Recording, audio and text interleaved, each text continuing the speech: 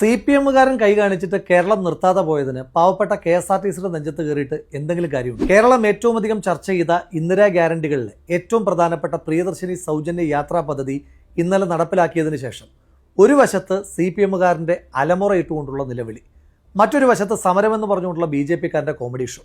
ഇതിനെല്ലാം ഇടയിലൂടെ നിശ്ചയദാർഢ്യത്തോടെ ആ പദ്ധതി മുന്നോട്ട് പോകുമ്പോൾ പിണറായി 3.0 നടപ്പിലാക്കാൻ വേണ്ടി കാശ് വാങ്ങി കൊട്ടേഷൻ എടുത്തിട്ട് ജനങ്ങൾ 3.0 ആക്കി മാറ്റിയ മാധ്യമപ്രവർത്തകരുടെ കുത്തിത്തിരിപ്പ് വേറെ. UDF-ന്റെ സർക്കാർ ചുമതല ഏറ്റെടുത്ത് രണ്ടാമത്തെ ദിവസം മുതൽ CPM-ഉം CPM-ന്റെ മാധ്യമപ്രവർത്തകരും BJP-കാരും ഒന്നിച്ചു ചോദിക്കുന്ന ചോദ്യമാണ്, എവിടെ നിങ്ങൾ വാക്ക് പറഞ്ഞ കേരളത്തിലെ സ്ത്രീകളുടെ സൗജന്യ യാത്രാ പദ്ധതി?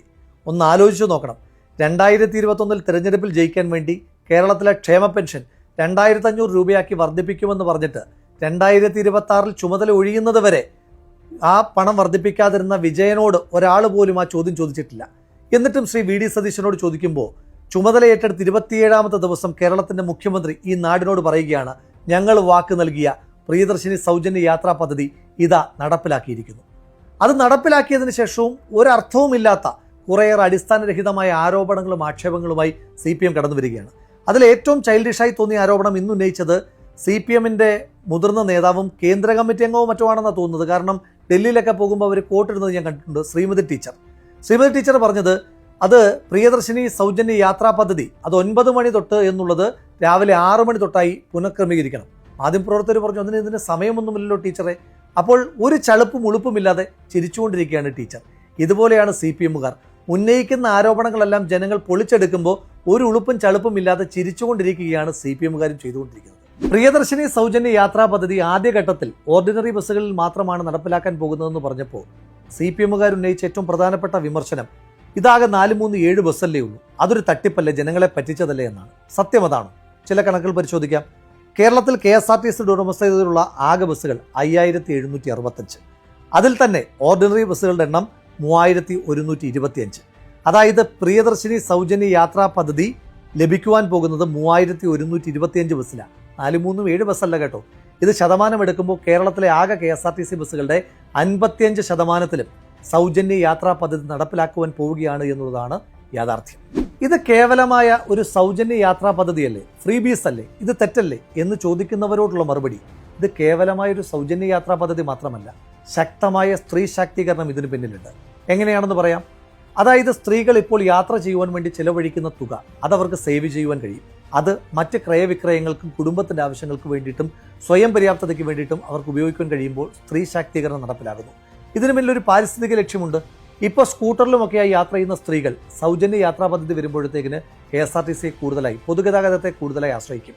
അങ്ങനെ റോഡിലെ തിരക്ക് കുറയ്ക്കുവാനും കഴിയും, അതുപോലെ തന്നെ കാർബൺ എമിഷൻ കുറയ്ക്കുവാൻ കഴിയും. അപ്പോൾ ഇതിന് പാരിസ്ഥിതികമായ മാനങ്ങളുമുണ്ട്.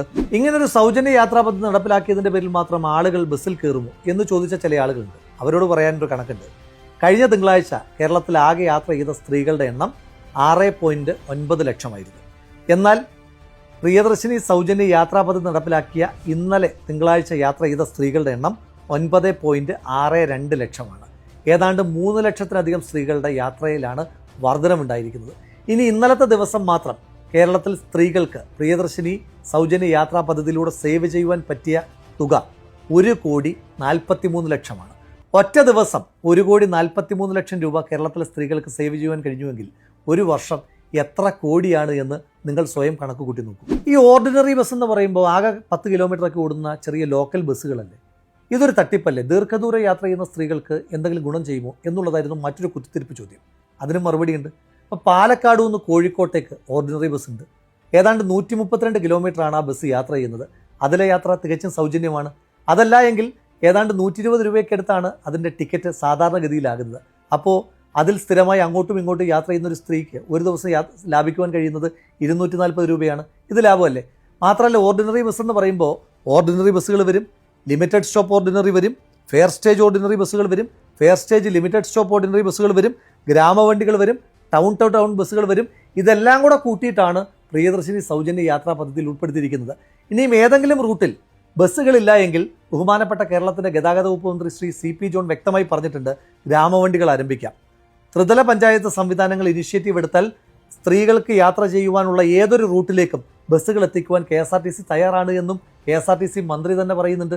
അപ്പോൾ എവിടെയാണ് പ്രശ്നം ഉണ്ടാകുന്നത്? ഈ പദ്ധതിയെ പൂർണ്ണമായി അട്ടിമറിക്കാൻ CPM മുന്നോട്ട് വെച്ച ഏറ്റവും പ്രധാനപ്പെട്ട ആക്ഷേപമായിരുന്നു ഇത് KSRTC നഷ്ടത്തിലാക്കും, KSRTC ജീവനക്കാരുടെ ജീവിതത്തെ ആകെ താറുമാറാക്കും. സത്യമാണ്, പച്ചക്കള്ളാണ്. ഈ പദ്ധതി നടപ്പിലാക്കുന്ന വഴി KSRTCക്ക് 1 രൂപ പോലും നഷ്ടമില്ല. ഉദാഹരണത്തിന്, ഒരു സ്ത്രീ യാത്ര ചെയ്യുകയാണ്, അവർക്ക് 60 രൂപയുടെ ടിക്കറ്റായി എന്ന് വിചാരിച്ചു. ആ 60 രൂപ സ്ത്രീക്ക് സൗജന്യമായി കൊടുക്കുമ്പോൾ KSRTC അതിൻ്റെ നഷ്ടം സഹിക്കേണ്ട.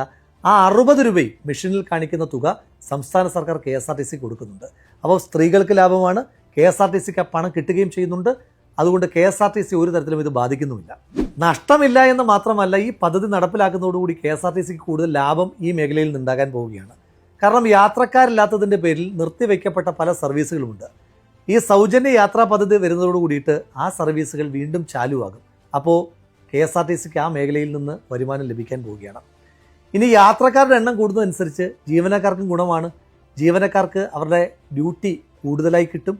ഇപ്പോൾ സർവീസ് ഇല്ലാത്തതിൻ്റെ പേരിൽ മുടങ്ങിപ്പോയ ഡ്യൂട്ടികളെല്ലാം അവർക്ക് തിരിച്ചു കിട്ടാൻ പോവുകയാണ്. മാത്രമല്ല, കൂടുതൽ സ്ത്രീകൾ യാത്ര ചെയ്യുന്നതോട് കൂടിയിട്ട് അവരുടെ അലവൻസും കമ്മീഷനുമെല്ലാം വർദ്ധിക്കുവാനും പോവുകയാണ്. KSRTC നഷ്ടത്തിലാകും എന്നിവർ പറയുന്നത് കേട്ടാൽ തോന്നും ഇവർ 10 വർഷം ഭരിച്ച് KSRTC ഇപ്പോൾ ലാഭത്തിലാണ്. സത്യത്തിലുള്ള കണക്കറിയൂ, KSRTC ഒരു വർഷം 800 മുതൽ 1000 കോടി വരെ നഷ്ടത്തിലാണ്. അക്യൂമുലേറ്റീവ് നഷ്ടമെന്ന് പറയുന്ന KSRTC ഇന്നത്തെ ദിവസം 16,000 കോടി രൂപ നഷ്ടത്തിൽ പോകുന്ന ഒരു പൊതുഗതാഗത മാധ്യമ സ്ഥാപനമാണ്. മാത്രമല്ല, ഇനി ഒരു പൊതുഗതാഗത സ്ഥാപനം അത് നഷ്ടത്തിലായാലും വലിയ കുഴപ്പമൊന്നുമില്ല. കാരണം ജനങ്ങൾക്കുള്ളൊരു സർവീസാണത്. ഇപ്പോൾ കേരളത്തിലെ സർക്കാർ കോളേജുകൾ, ആ സർക്കാർ കോളേജുകൾ സാമ്പത്തികമായി ലാഭകരമല്ല എന്ന് കരുതിയിട്ട് സമൂഹത്തിന് നഷ്ടമുണ്ടോ? ഇല്ല. കാരണം അത് സമൂഹത്തിന് കൊടുക്കുന്ന ഒരു സർവീസാണ്. അതുപോലെ KSRTCയും ഒരു സർവീസ് ഓറിയൻറ്റഡ് ആയിട്ട് പ്രവർത്തിക്കുന്ന ഒരു സ്ഥാപനം എന്ന നിലയിൽ അത്തരത്തിലുള്ള നഷ്ടങ്ങളൊന്നും കാൽക്കുലേറ്റ് ചെയ്യേണ്ട. ഇനി ജീവനക്കാരോട്ടുള്ള ഇവരുടെ കൺസേണൊക്കെ കാണുമ്പോൾ കേരളത്തിൽ KSRTCയിൽ പുതിയ നിയമനങ്ങൾ നടത്താതെ K-Swift വഴി താൽക്കാലിക ജീവനക്കാരെ കുത്തിനിറച്ച സർക്കാരായിരുന്നു വിജയൻ്റെ നേതൃത്വത്തിലുള്ള സർക്കാർ. കേരളത്തിലെ 22,000-ഓളം വരുന്ന KSRTC ജീവനക്കാർക്കും 7,000-ഓളം വരുന്ന താൽക്കാലിക ജീവനക്കാർക്കും ഈ സൗജന്യ യാത്രാ പദ്ധതിയിലൂടെ 1 രൂപയുടെ പോലും നഷ്ടമുണ്ടാകുന്നില്ല എന്ന് മാത്രമല്ല, 1 രൂപയെങ്കിലും അവർക്ക് അധികത്തിൽ കിട്ടും. ഇനി ഇതിനെ ചോദ്യം ചെയ്യാൻ 2 മാസം വരെ ഈ KSRTC ജീവനക്കാരുടെ ശമ്പളം മുടക്കിയ, 1-ാം തീയതി ശമ്പളം കൊടുക്കാതെ 15-ാം തീയതിയും 16-ാം തീയതിയും ഒക്കെ ശമ്പളം കൊടുത്തുകൊണ്ടിരുന്ന നിങ്ങളുടെ സർക്കാരിൻ്റെ പാർട്ടിക്ക് ഒരവകാശവുമില്ല. നിങ്ങളുടെ കാലത്ത് പെൻഷൻ കിട്ടാത്തതിൻ്റെ പേരിൽ നൂറുകണക്കിന് KSRTC പെൻഷനേഴ്സാണ് ആത്മഹത്യ ചെയ്തതെന്നുള്ള യാഥാർത്ഥ്യമൊക്കെ നിങ്ങൾ മറന്നാലും ഞങ്ങൾ ഒന്നും മറക്കാൻ പോകുന്നില്ല. നാട്ടിൽ എന്ത് നല്ല കാര്യം നടന്നാലും കുത്തിത്തിരിപ്പുമായി ഇറങ്ങുന്ന ചില ശകുനം മുടക്കികളുണ്ട്. അവരിൽ ചിലർ മാധ്യമപ്രവർത്തകരുടെ കൂട്ടത്തിലുമുണ്ട്. അത്തരത്തിലുള്ള ചില ആളുകൾ ഇന്നലെ കൊണ്ടുവന്നൊരു വാർത്തയുണ്ട്. പ്രിയദർശിനി സൗജന്യ യാത്രാ പദ്ധതിയുടെ ഭാഗമാകാതിരിക്കാൻ തിരുവനന്തപുരം ജില്ലയിലെ ഓർഡിനറി ബസ്സുകൾക്ക് മുകളിൽ സിറ്റി ബസ് എന്ന് പുതിയ സ്റ്റിക്കർ ഒട്ടിച്ചു അത്രേ. ഇത് സത്യമാണ്, പച്ചക്കള്ളമല്ലേ? മാധ്യമപ്രവർത്തകർ എന്ന് നിങ്ങളെ വിളിക്കാമോ എന്നറിയില്ല, എങ്കിലും ചോദിക്കാം, മനുഷ്യരെന്ന നിലയിൽ അതിൻ്റെ എന്തെങ്കിലും ഒരു തെളിവ് നിങ്ങൾക്ക് പുറത്തുവിടാൻ കഴിയുമോ? തിരുവനന്തപുരം ജില്ലയിൽ ഇന്നലെ വരെ ആകെയുള്ള ഓർഡിനറി ബസ്സുകളുടെ എണ്ണം 687. ആ കൗണ്ട് ഇപ്പോഴും നിലനിൽക്കുന്നുണ്ട്. ഇന്നലെ വരെ ആകെയുള്ള സിറ്റി ബസ്സുകളുടെ എണ്ണം 284. അതിൽ നിന്നൊരു ബസ് പോലും കൂടിയിട്ടുമില്ല. എന്താ ഈ 2 ബസ്സുകൾ തമ്മിലുള്ള വ്യത്യാസം? ഓർഡിനറി ബസ്സാണ് എങ്കിൽ കേരളത്തിലെവിടെയും മിനിമം ഫെയർ 10 രൂപയാണ്. പിന്നീടുള്ള ഓരോ കിലോമീറ്ററിനും 1 രൂപയും. സിറ്റി ബസ് ആകുമ്പോൾ 2022 ആണ്ട് മുതൽ മിനിമം ചാർജ് എന്ന് പറയുന്നത് 12 രൂപയും പിന്നീടുള്ള ഓരോ കിലോമീറ്ററിനും 1.3 പൈസയുമാണ്. അതായത് സിറ്റി ബസ് ഓർഡിനറി ബസ് അല്ല. അതുകൊണ്ടാണ് പ്രിയദർശിനി സൗജന്യ യാത്രാ പദ്ധതിയിൽ ആ ബസ്സുകൾ ഉൾപ്പെടാതിരിക്കുന്നത്.